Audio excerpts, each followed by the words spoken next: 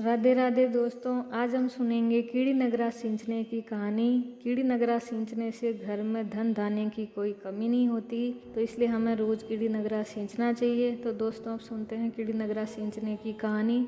एक गांव में एक बुढ़िया माई रहती थी। उसके 2 बेटे तथा 2 बहुएं थी। बुढ़िया माई भगवान श्री हरि विष्णु की परम भक्त थी।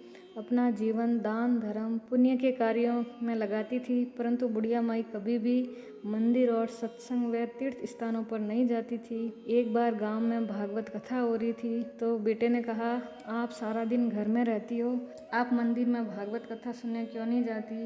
बुढ़िया माई ने बेटे का मन रखने के लिए कह दिया कि आज जाऊंगी, परंतु वह नहीं गई। ऐसा करते करते 6 दिन निकल गए। बुढ़िया माई के बेटे ने कहा, माँ आज अंतिम दिन है, आज तो कथा सुनने आपको जाना ही पड़ेगा। सारा दिन घर का काम करके बुढ़िया माई ने जाते जाते इतनी देर कर दी कि अंतिम दिन की भागवत कथा भी समाप्त हो गई। भगवान श्री हरि विष्णु सन्यासी का रूप धारण करके बुढ़िया माई के पास आए और बोले, बुढ़िया माई तुम कहाँ जा रही हो। तो बुढ़िया माई ने कहा, मैं भागवत कथा सुनने जा रही हूँ। तब सन्यासी रूपधारी भगवान श्री हरि विष्णु ने कहा, अब इतनी देर से क्यों जा रही हो, वहाँ तो अब कथा समाप्त हो गई, अब वहाँ जाकर क्या करोगी।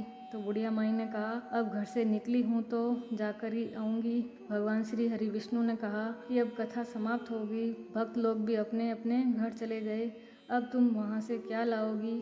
तो बुढ़िया माई बोली, कुछ नहीं तो वहाँ से एक ईंट ही उठा लाऊंगी।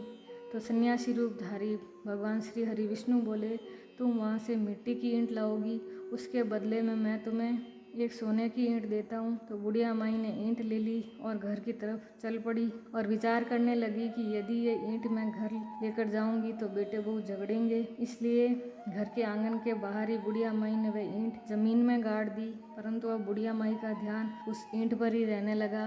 खाने पीने घर के काम करने में सदैव बुढ़िया माई अपना ध्यान सोने की ईंट पर ही लगाए रखती। और बेटे बहू ने पूछा, माँ पूरे दिन घर के आंगन में क्या करती रहती हो। तो बुढ़िया माई ने कहा, मैं आने जाने वालों को देखती रहती हूँ। एक दिन बुढ़िया माई मर गई। यमराज के दूत बुढ़िया माई को लेने आए। बुढ़िया माई को लेकर धर्मराज जी के पास पहुँचे और धर्मराज जी को सारी बात बतलाई। धर्मराज जी ने बुढ़िया माई को कुतिया की योनि दे दी और कुतिया उसी पेड़ के नीचे बैठी रहती। बुढ़िया माई की बहू ने कहा, इस कुतिया को यहाँ से भगाओ, नहीं तो ये बच्चों को काट जाएगी। तो उसके बेटे ने उसकी पीठ पर एक लकड़ी मारी और बुढ़िया माई मर गई और सर्प की योनि मिली। आंगन में सर्प को देखकर बेटे बहू ने किसी को काटे नहीं, इस डर से उसे मार दिया।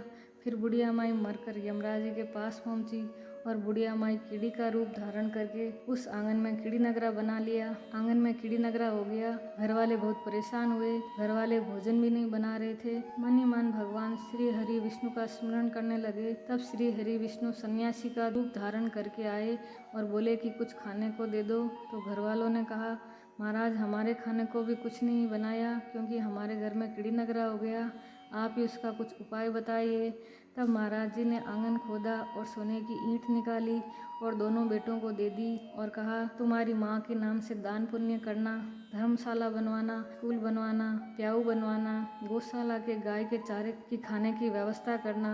परंतु दोनों बेटे आपस में झगड़ने लगे कि तू दान कर और तू दान कर। किसी ने बुढ़िया माई के नाम से कोई दान नहीं किया और कीड़ी नगरा वहाँ उसी रूप में स्थापित रहा। कुछ दिन बाद सन्यासी बाबा वापस आए और बुढ़िया माई के बेटों ने भगवान स्वरूपधारी सन्यासी महाराज से कहा कि हमारे घर की हालत वैसी की वैसी है, कीड़ी नगरा तो वैसे का वैसा ही है। तब साधु रूपधारी सन्यासी महाराज ने कहा, ये सोने के ईंट के टुकड़े लाओ और तुम्हें वह सोने के ईंट के टुकड़े लाओ और उन्हें बेचकर उनसे जो भी धन मिले उसे तुम्हारी माँ के नाम से दान पुण्य करो। इस तरह कीड़ी नगरा तुम्हारे घर से चला जाएगा और तुम्हारी माँ को मोक्ष की प्राप्ति होगी।